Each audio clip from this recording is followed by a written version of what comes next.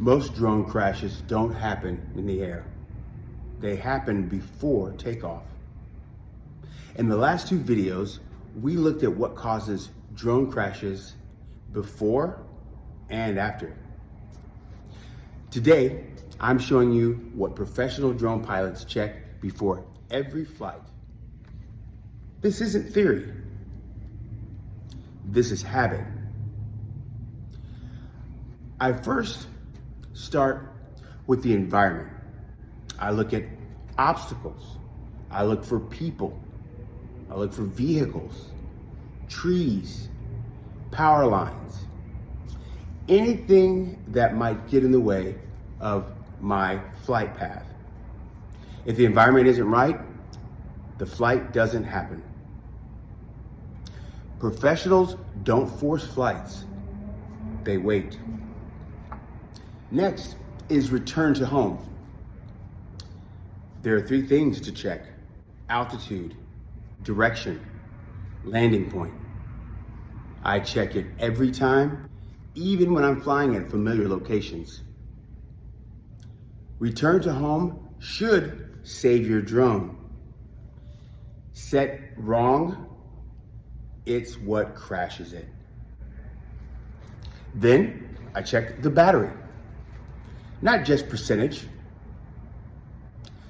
temperature, age, health, all matter. Cold batteries lie. A full battery doesn't mean a strong battery. After that, I make sure the drone knows where it is. So I do sensors, compass, GPS lock. Checks on all three of those. This isn't necessarily about recalibrating every time. It's about confidence in the data that's being provided. Bad data leads to bad decisions. Then I check the wind. Not just at ground level, at altitude. Highly important because the wind waits until you're just far out. Then it takes control, and now you have a $900 kite. None of this is complicated. What makes it professional is consistency. The same checklist, every flight, every time. That's how crashes quietly stop happening.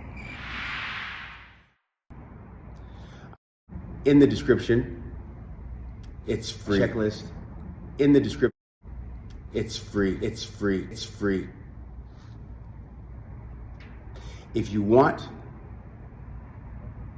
please download it. Safer flights start there. And if you haven't watched the video breakdown of the 5 mistakes that cause most crashes, watch the one on screen.